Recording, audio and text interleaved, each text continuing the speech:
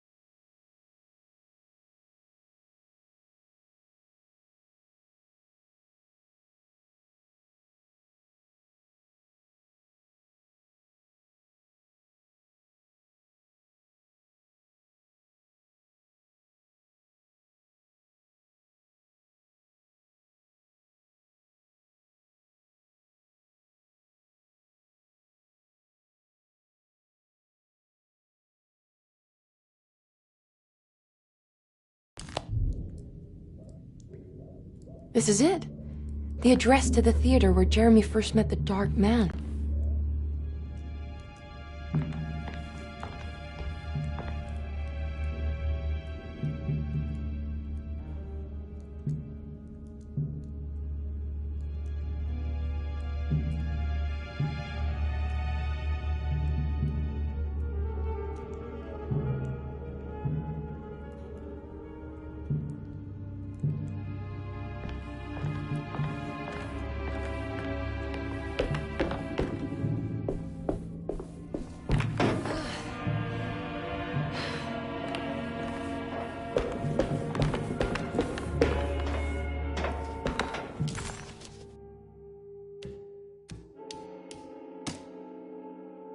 Dearest Emily, Deseto is the prey of evil, and now they're all in on it.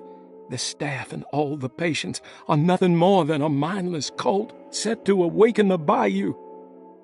I see now that it was wrong of me to try to survive the madness of the Dark Man. You will also learn that soon enough. Every hour that passes where I deny him his right to my sanity makes it worse for the people I care about. He perfectly staged his world in order to conduct my fall. And I have to fall, Emily.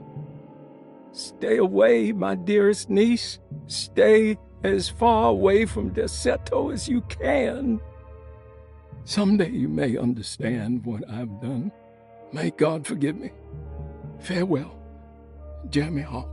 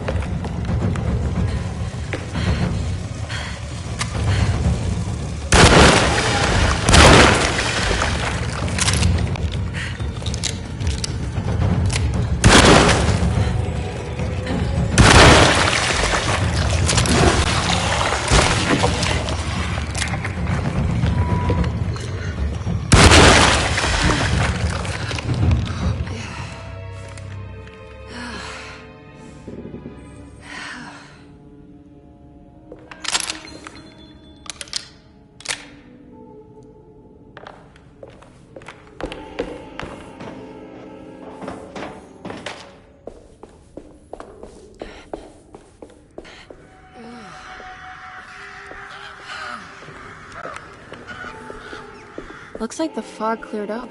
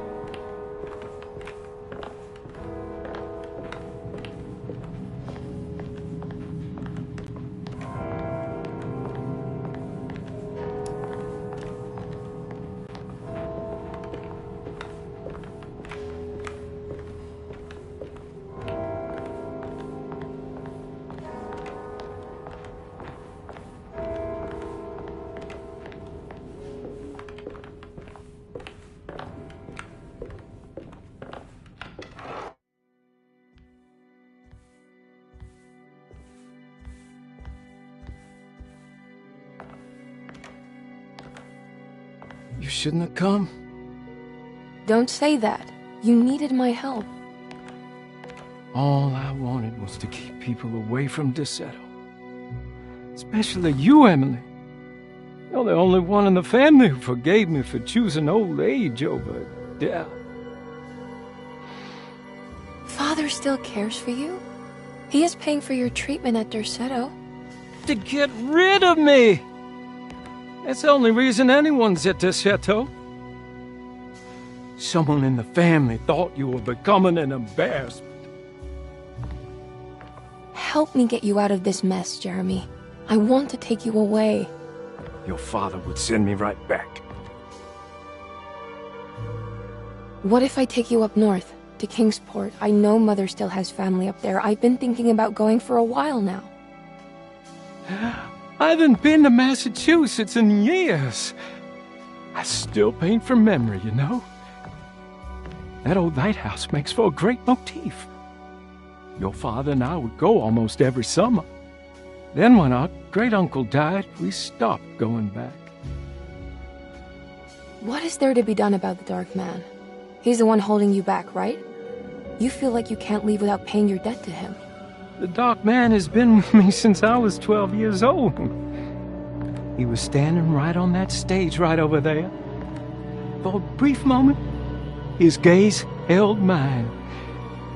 And that was it. I recognized him for what he was. The Heartwood curse embodied in flesh. I thought it was my turn. But I was only there to be mocked. Instead, his attention moved on to my father sitting next to me. I turned to him and saw his face. The whitest shade of pale I've ever seen. He bit off his tongue that night and suffocated. What can be done, Jeremy? Please. There's a way. 2 ways to be exact. One worse than the other. A written contract, now buried inside his sunken temple. Don't you remember what it said? I don't want to. Try, Jeremy. What did the contract say? No, we can't. We can't let New Orleans suffer that blight. I have to make this sacrifice. What are you talking about? Is this the thing from the bayou? Juan said something. Ah!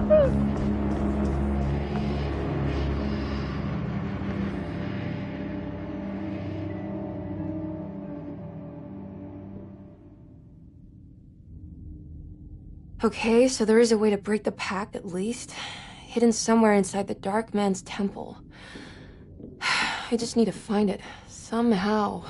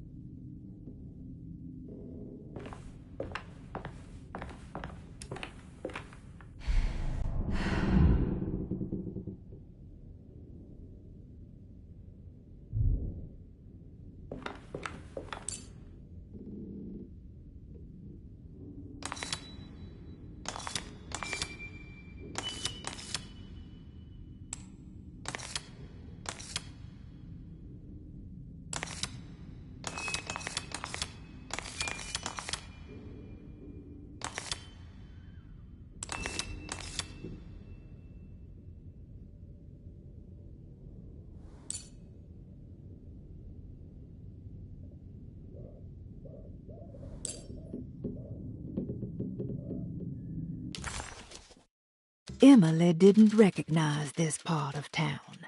She didn't even know if it was a real address she had found. Did Gallatin Street exist, or was it something Jeremy had made up? As she closed in on the address, she began to worry. Would she meet Jeremy there, or was she running into the arms of the Dark Man himself?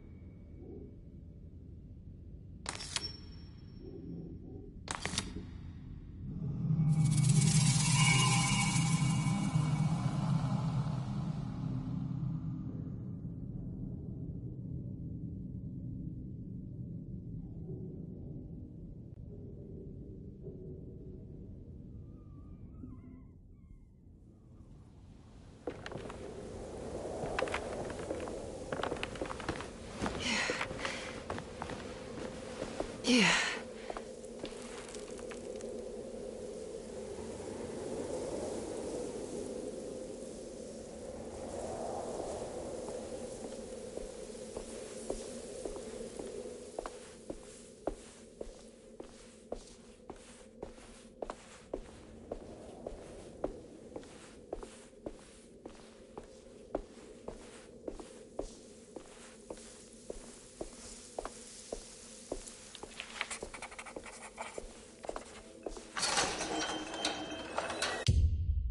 Emily was in a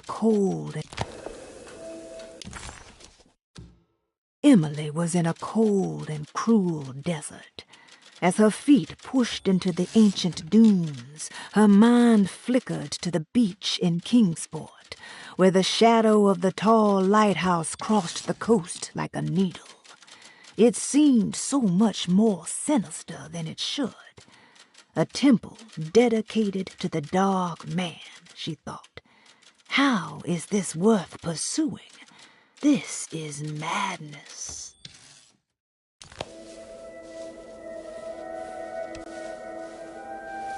Oh.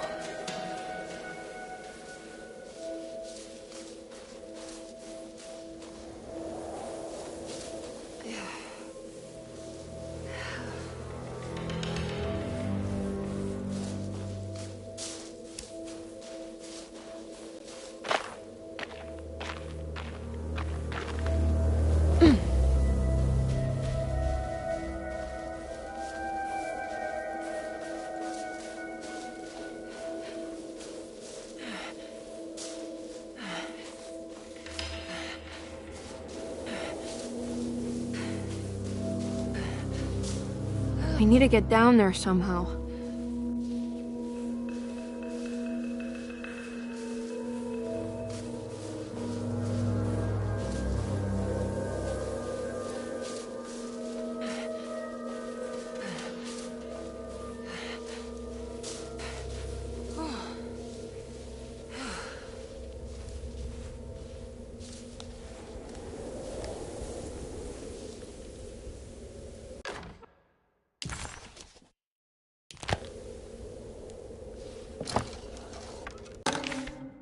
The Temple of Nephron-Ka lies under our camp. Despite all efforts, that unholy site did not collapse, but sink beneath the sand. The pharaoh is long dead, his name meticulously stricken from all ancient writing. But that stage meant for blood and terror remains. The temple is said to be lightless, built to harbor all the haunters of the dark found in the very depths of our universe. Calling on the gods meant creating a bridge between our world and theirs. The terrible Aldebaran of Taurus, the Black Sun, was seen as the most important star in the night sky, because, according to the Kitab al-Azif, it was said to be the home of that crawling chaos known as Nyarlathotep. Through ancient mechanisms, it was said that the priests could open shafts channeling the light emitted by that strange stone called the Shining Trapezohedron. Several streams pooled together above the statue of that dark man would then be sent through space towards the Black Sun, a message to the gods. The gifts bestowed on the sender are completely undocumented, but often assumed to involve dark blood pacts, where souls are traded for malicious miracles.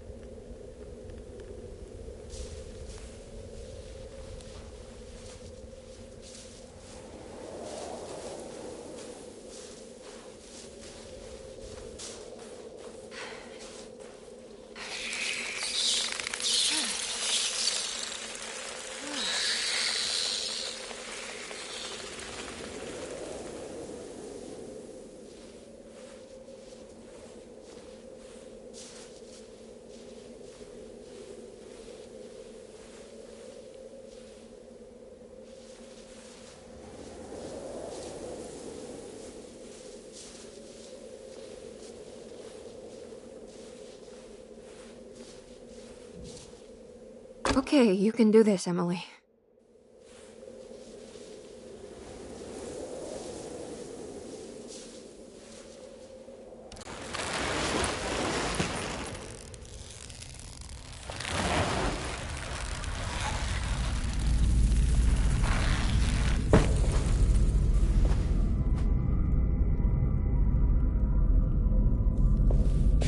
It's the constellation Taurus. The big star is Aldebaran. It's something to do with the Dark Man.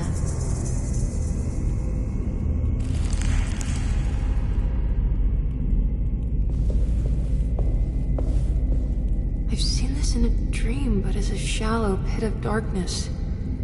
This is definitely where the contract is hidden, but how do I get to it?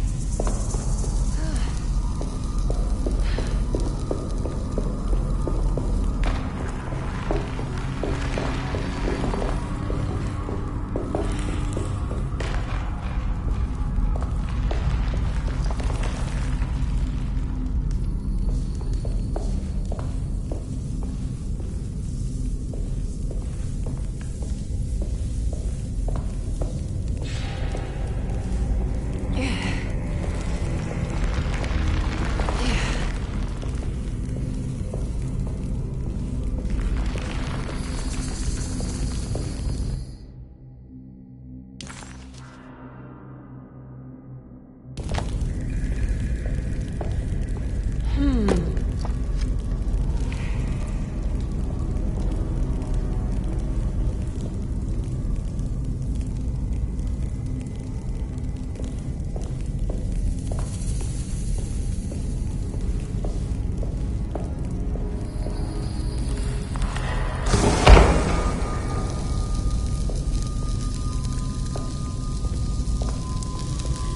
think this one moves. It worked.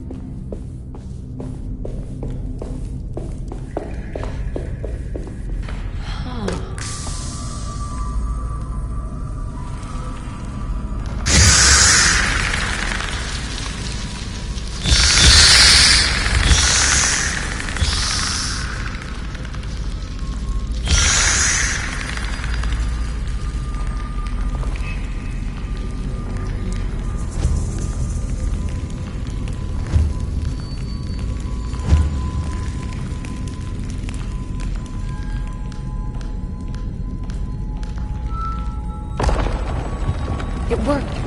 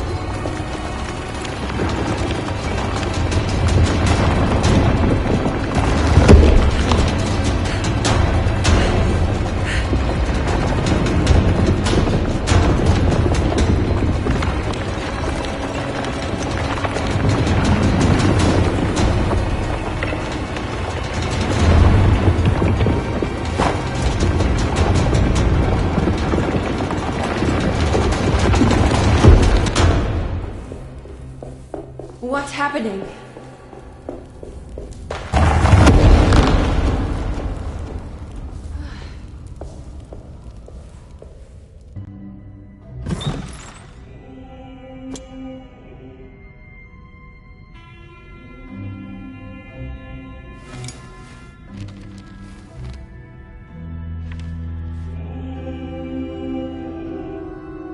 Acknowledge psychological trauma, break through the barriers of self-deceit, temper manic behavior.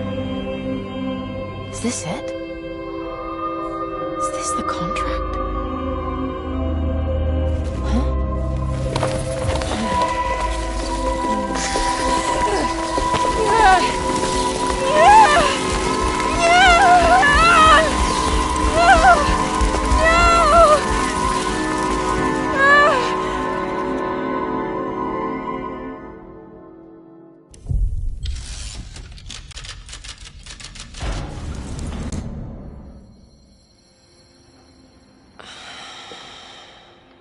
Oh, Jeremy.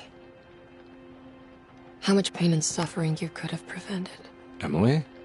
What are you doing? Detective, how is your investigation going? Well, I still have no clue where Jeremy is, but I think I know why he's hiding. This place is full of lunatics planning to perform some kind of ritual tonight. Well, that sounds ridiculous. Or rather would have just a day ago. It gets worse. I have reason to believe they killed anyone who didn't want to go along with the plan. Detective, have you encountered any monsters tonight? I just told you, I think they killed people. Beauregard, the author, Perosi, the singer, Mr. Waits, the clerk, Mr. Chance, the gardener, they're all missing. No, I mean, have you fired your gun tonight? Of course not. They wouldn't just kill outsiders like that. It would bring too much attention. But you should keep your eyes open. So you haven't seen anything strange? Been anywhere else? What are you trying to tell me, Emily? Are you in some kind of danger?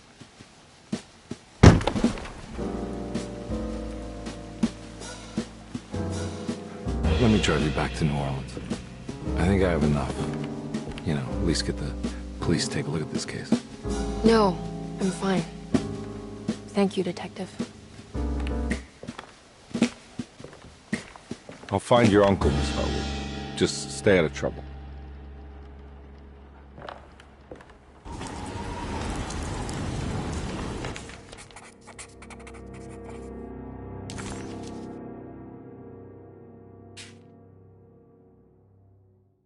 He must first acknowledge psychological trauma in order to proceed. The lying must stop, so we can break through the barriers of self-deceit. Finally, temper manic behavior. Medicine has failed me. Nothing can be done to dispel the hardwood curse. Only the sacrificial dagger may release the despair from Jacob's eye. Yet, doing so would be the doom of Derceto. Let this curse of mine be a weapon for once. I accept your demands. Oh, crawling chaos. Build your prison around this godforsaken hospital. When evil has been starved, I will stay buried forever.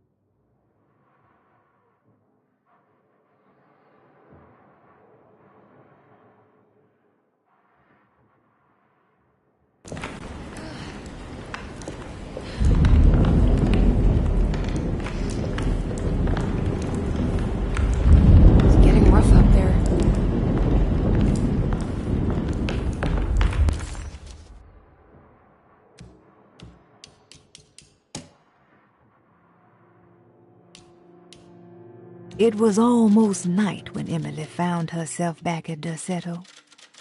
What exactly had she been doing? And what was Detective Conby talking about? Did any of her findings make any sense?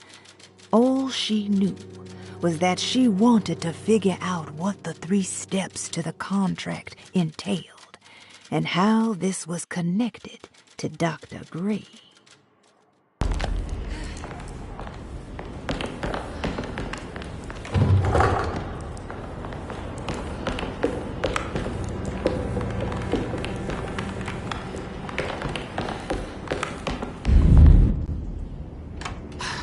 If we can just get rid of Jeremy, everything will go back to normal. That reminds me. I saw Miss Emily earlier. You remember her? You know she's Jeremy's niece. She's looking for him. That's right. She's helping us, in her own way. As long as she don't stand in the way of the mother of 1,000 young. I don't think she knows or cares about that. She just here for Jeremy. I've been more worried about that Detective Conby fella. He been snooping around asking all kinds of questions. God, it hurts. I wish you would stop doing that. Gives me the heebie-jeebies.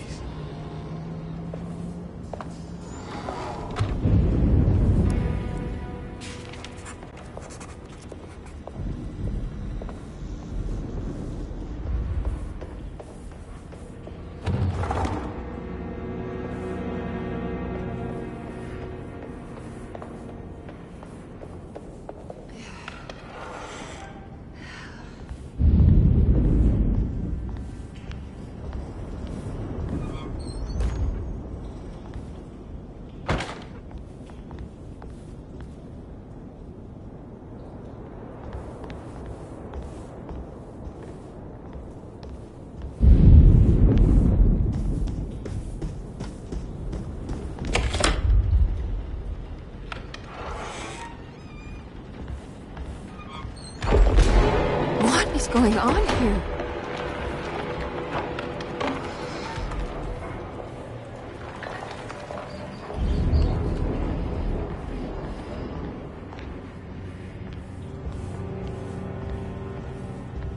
It's blocked.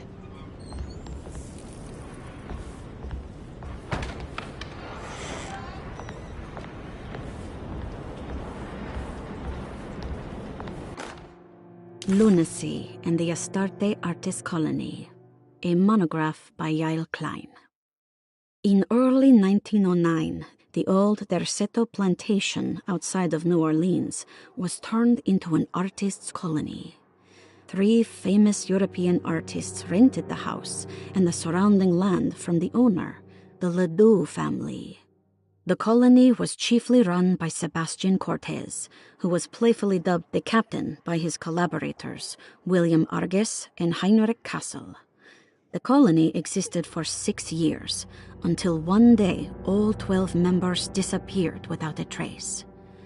It is widely believed that their disappearance is connected to the disastrous hurricane that passed through on September 29, 1915, but nothing truly supports this claim.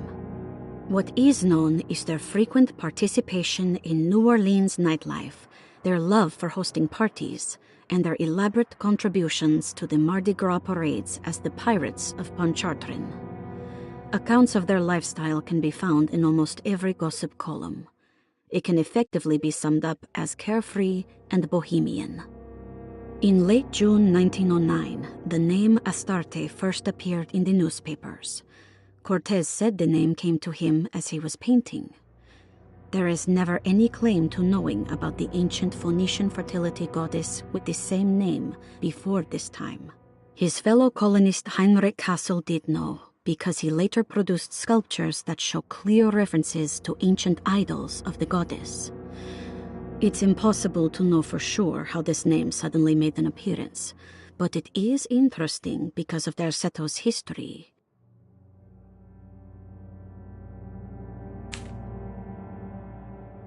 Even the name Derceto is the Greek name of a Syrian fertility goddess.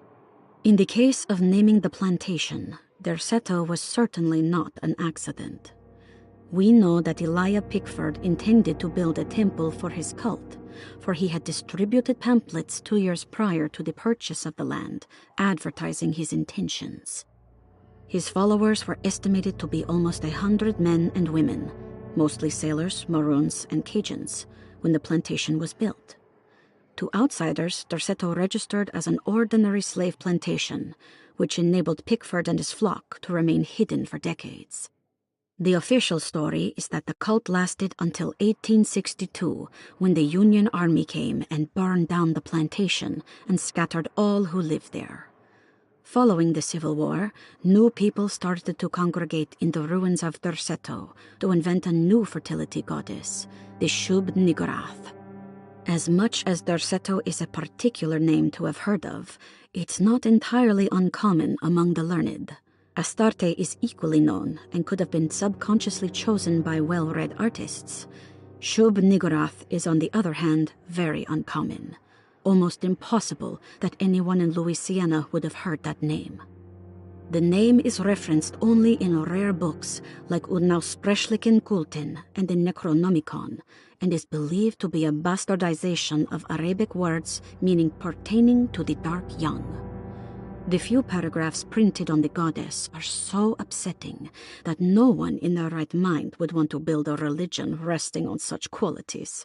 The Shub-Niggurath cult was hard to get rid of, but it is believed that despite the police jailing and killing several cultists over the years, the main culprit in the cult's demise is the cult itself, which seems to line up with every instance of cult activity on Darceto's grounds. When Captain J.W. Norton of the Union Army arrived, he described the people at Darceto as malnourished and maniacal. As much as the army tried to save them, they fought back with fervor, as if nothing was going to stop them from slowly destroying themselves. While the disappearance of the Astarte Artis colony remains a mystery, the recurring motif seems to suggest that their fate involved lunacy and a hunger for self-sacrifice to that fertility goddess with 1,000 names.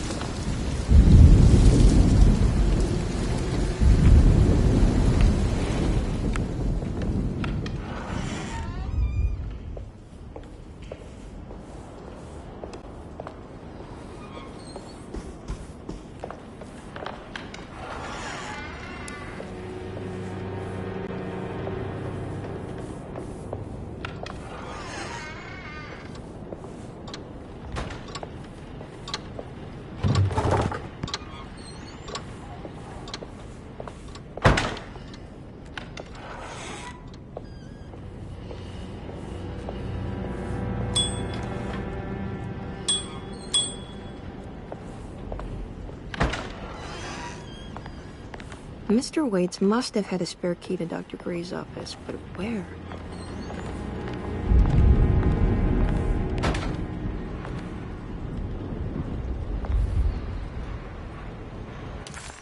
The orderlies, Baptiste and Lottie, were back at Darceto as well, like pieces of Emily's past haunting her.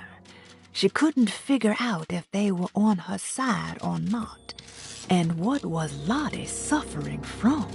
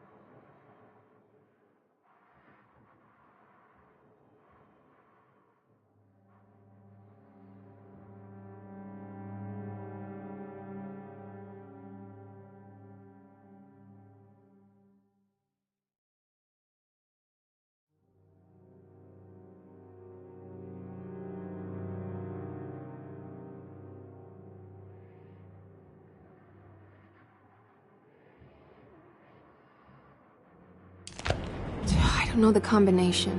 Wait, maybe I do.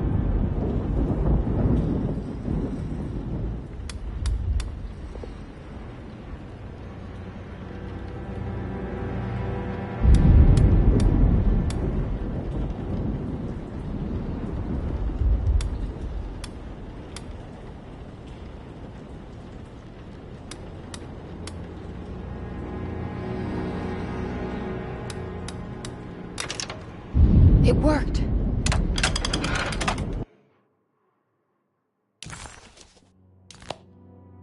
The last guest in the empty room suffered from severe maladaptation.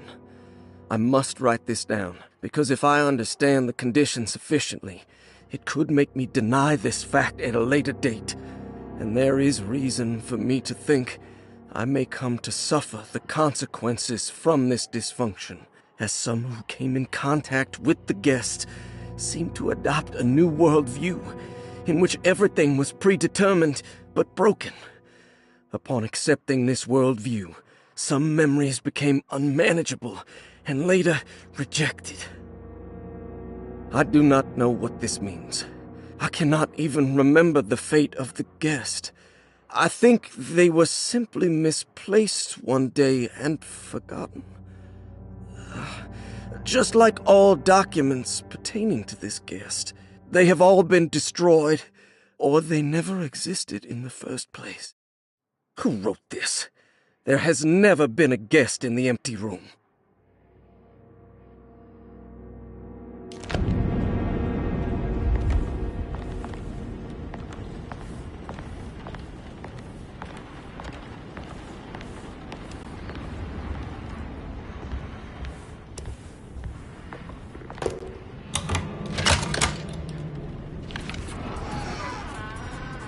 Here we are, Dr. Gray's office.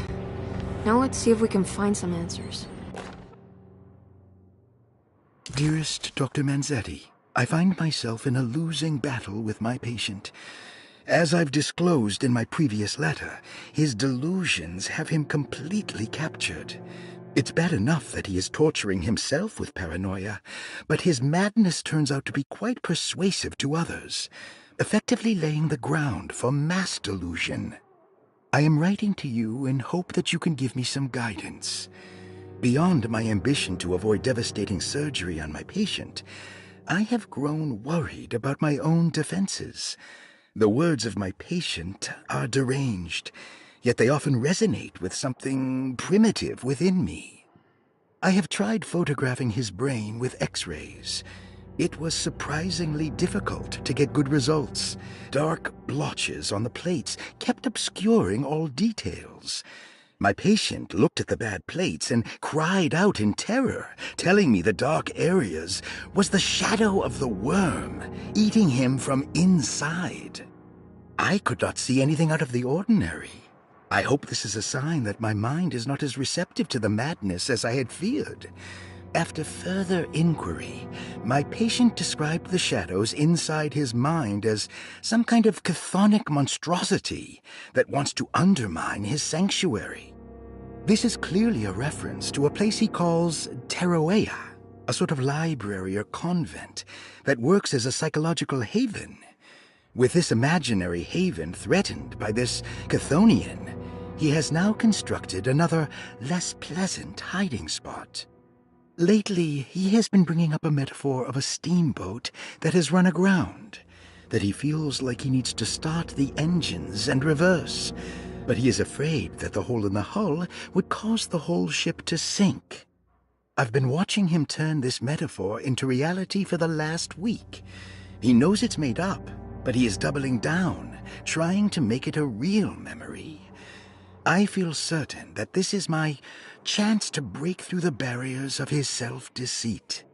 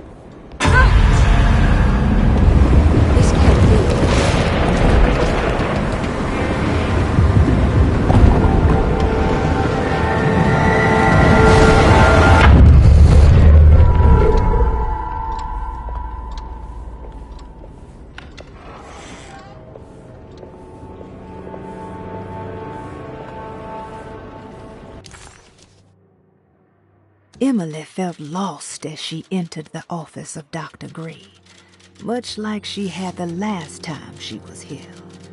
She began to question what she was hoping to find. She was simply going on a hunch that Dr. Gray was somehow tied up in this contract with the Dark Man. Emily couldn't even begin to imagine what kind of evidence she would need, besides a clear confession, of course. But she doubted she would ever find something like that. She was grasping at straws. The steps on the contract were so confusing to her that she was just hoping to get some small indication on where to go next.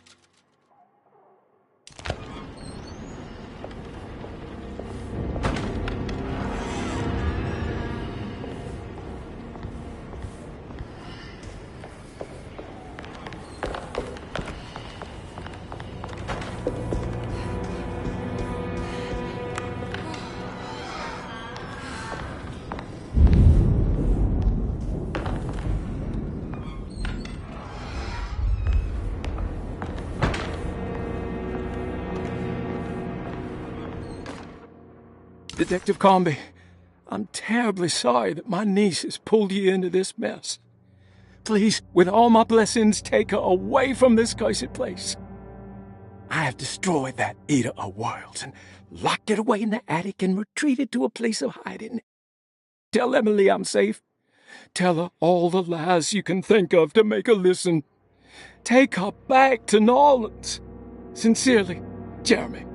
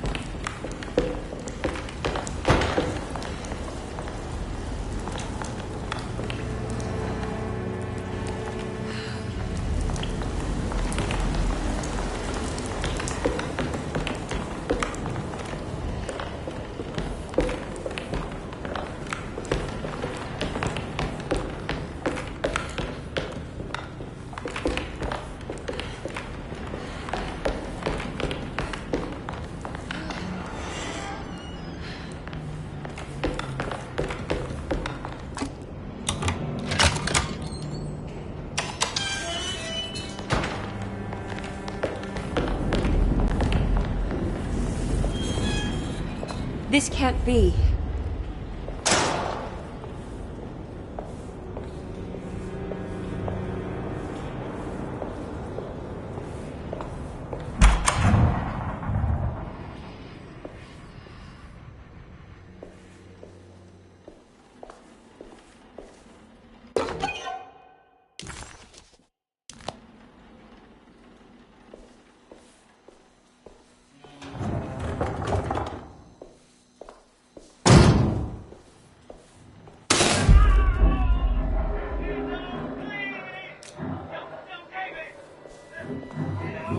I need the key.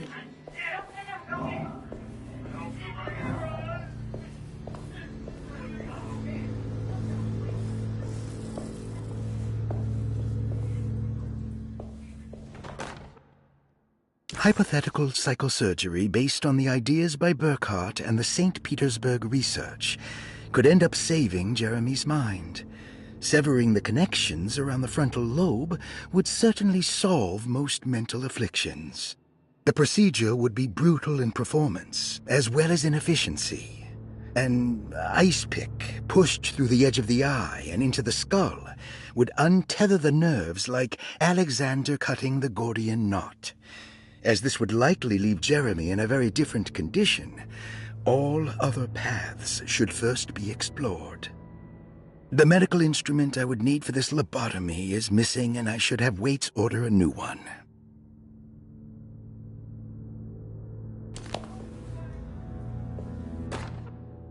Radiography. Patient Jeremy Hotwood. Date June 14, 1930. Plates. Jeremy's skull proved difficult to capture properly. Partial radiographs worked best. A complete picture of the brain can be assembled by piecing 3 plates together. Observations. Even when looking at an assembled version, a shadow covers significant parts of Jeremy's brain. Possible tumor, but more likely that the equipment is failing. Jeremy reacted strongly to the pictures and claimed to see a giant clay worm eating and displacing his memories. Notes. While this exercise has left me nowhere closer to an answer, I feel confident that a Burkhardt lobotomy should sever all necessary parts.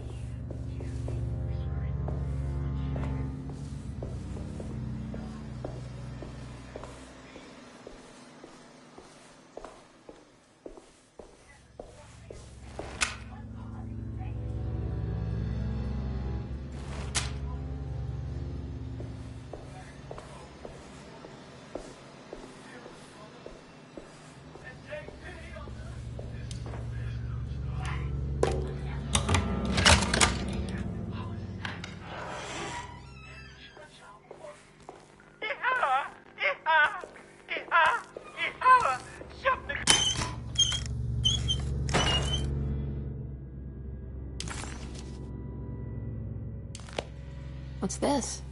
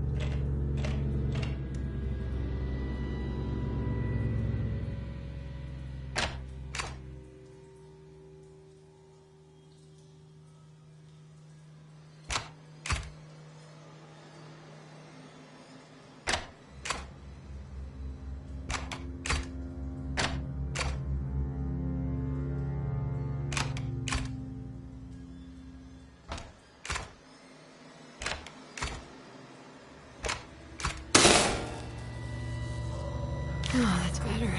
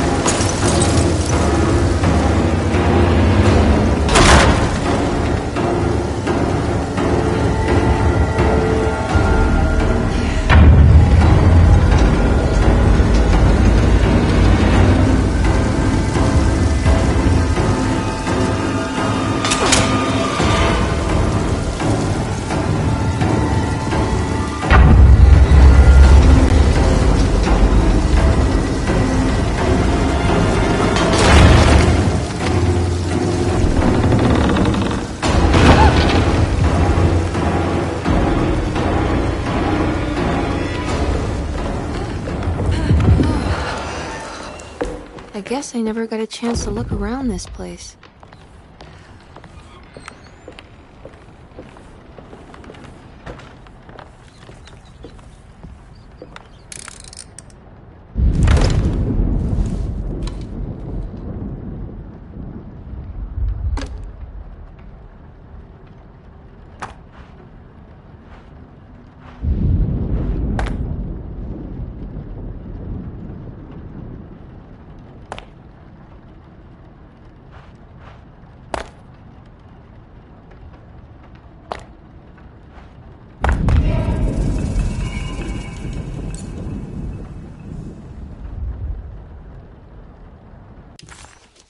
Dr. Gray seemed to put a lot of effort into understanding and treating Jeremy. Did he find anything useful? Or was it all for show? An excuse to torture him? No matter what, Emily thought, maybe she could follow his work to some conclusion about the steps stipulated in the contract.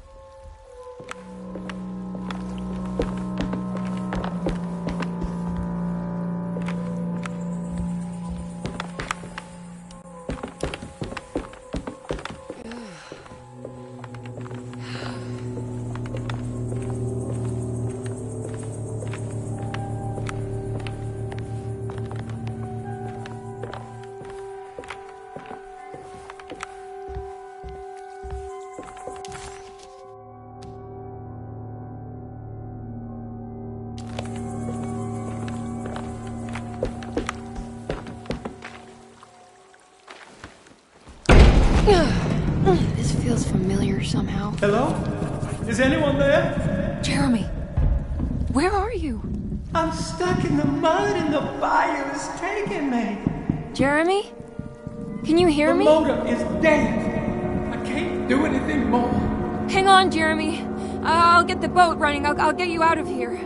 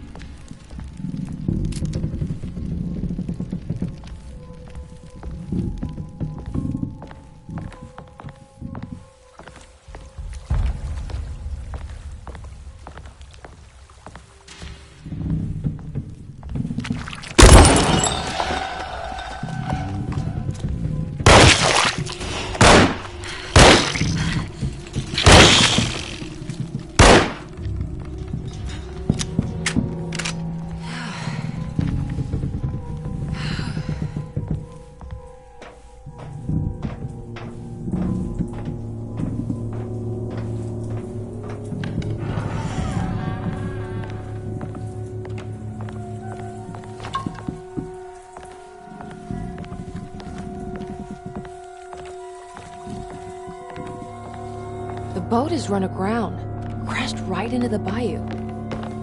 If I get the motor running, I could try backing into the river.